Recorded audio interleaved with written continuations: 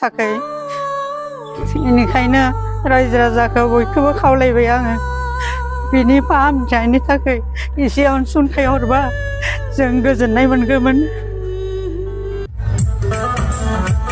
बिथाङानो जाहैबाय भानुमति बक्सियारि रायजोफोरखौ खुलुमनानै बरायना आरो जोंहा उन्दै उन्दै बिनानावमोन दङ।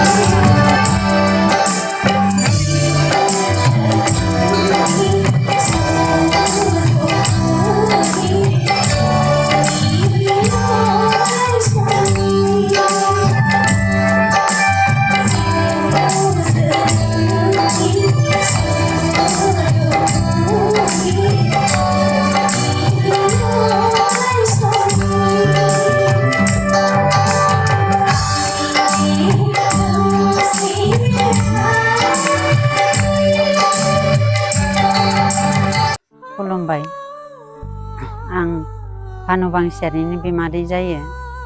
जोंहा भानु बांसियारिखौ बिजनि बर' बाजाराव हाबा हरदोंमोन। बियो दा गोब्राब बेमाराव गोलैनानै दङ। बोसोरनैयानो जाबाय बेमाराव गोलैनाया। बेखायनो न'खरनियाबो जथेस्थ' नायबाय आरो जोंफोरबो एसे एनै हरनानै नायबाय। नाथाय जोङो इनि बेमारखौ फाहामनो हायाखै आरो न'खराव थाखा फैसा गासैबो जोबलांजोब्बाय। दा बेमारा गोब्राब जानायलाय भानु बांसियारिखौ मुम्बाइनि टाटा मबाइल केन्सार हस्पिटालाव लांनाय जादों। बेनि थाखायनो आङो रायजो राजानियाव खावलायनो बा बुंनो बेनो सानदों भानु बांसियारिनि फाहामथायनि थाखाय रायजो राजाया एसे अनसुंथाइ होनानै बेखौ मदद खालामबा जों न'खरनि जानानै गोजोननाय मोनगौमोन।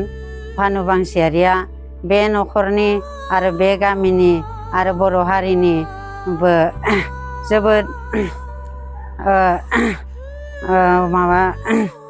मा खनगिरि बा बयनिबो गोसोखौ गोजोन होनाय सासे मेथाइ खनगिरिमोन। बयहाबो बे थांना थाबा बर' हारियाबो बयहाबो माबा जागोन होननानै आं सानो। दा सरकार बा बिटिआर सरकारखौबो खावलायनो नागिरदों सरकाराबो एसे मदद होनायबा बेनि थांना थानायनि थाखाय फाहामथिनि थाखाय एसे मदद होनायबा जों बयबो न'खरनि जानानै बा गामिनि जानानै गामिनि आइ आफायाबो बहुद दुखुआव दोङो इनि बेमाराव गोलैनायनि थाखाय। बेनिखायनो रायजो राजाखौ बयखौबो खावलायबाय आङो बिनि फाहामथायनि थाखाय एसे अनसुंथाइ हरबा जों गोजोननाय मोनगौमोन।